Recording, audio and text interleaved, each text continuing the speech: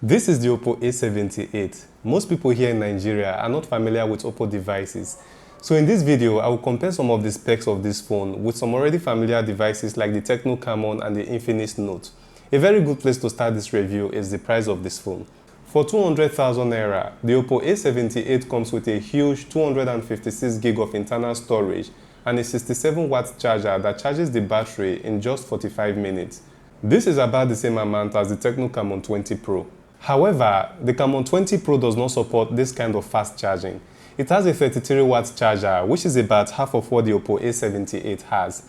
This is the first advantage of the Oppo A78, super fast charging. Aside from this, it runs on a Snapdragon 680 6nm processor, powered by a 5000 mAh battery, supports up to 256 gig of storage, and has a presentable 50 megapixel main camera.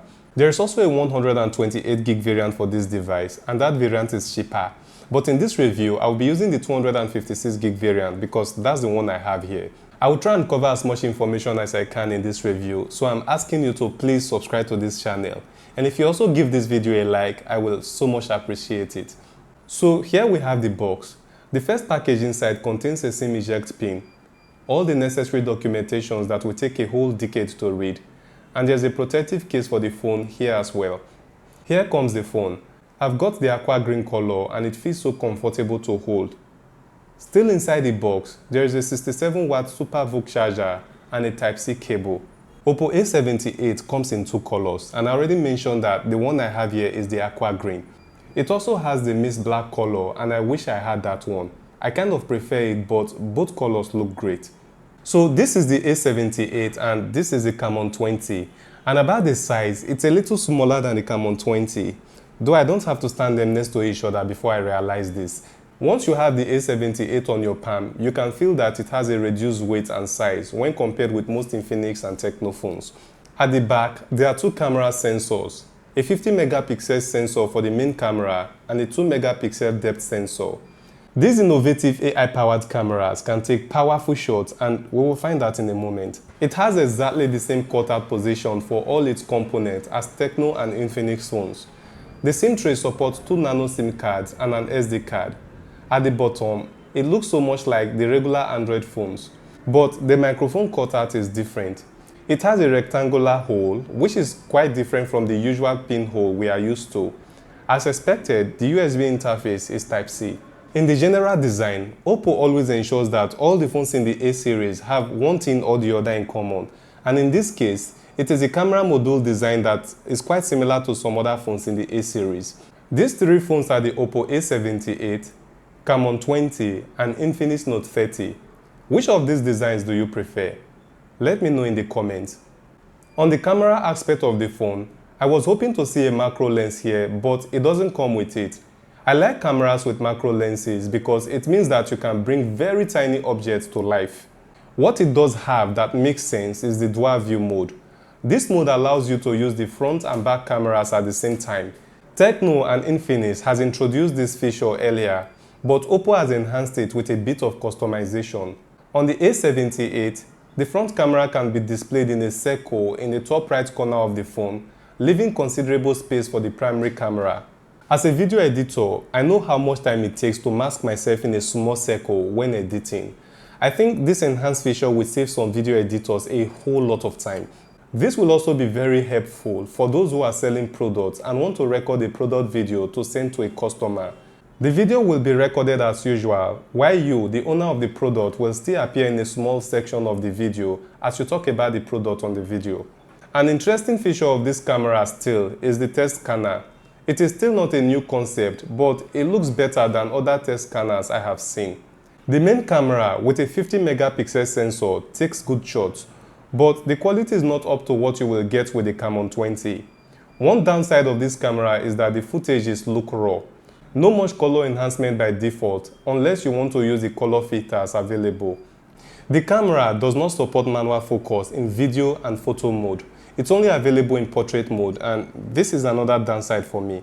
Video footage from this camera is clear, but there are tons of other 50 megapixel camera that can do better.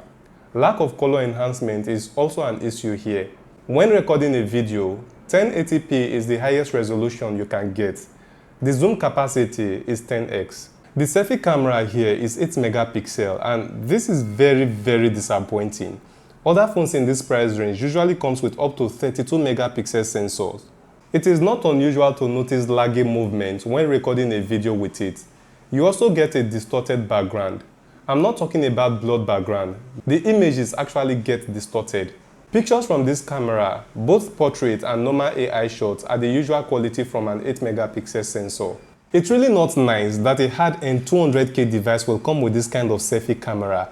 Guys, Nigeria hard though. Even if it were 16 megapixel, it still won't be nice. How much more 8 megapixel? The selfie camera is a big no for me. Think about this. Making video calls will look like a very big joke here. Really, the selfie camera is a big no. Next is the display. This is absolutely a good one. It comes with an AMOLED panel with a Corning Gorilla Glass 5 cover.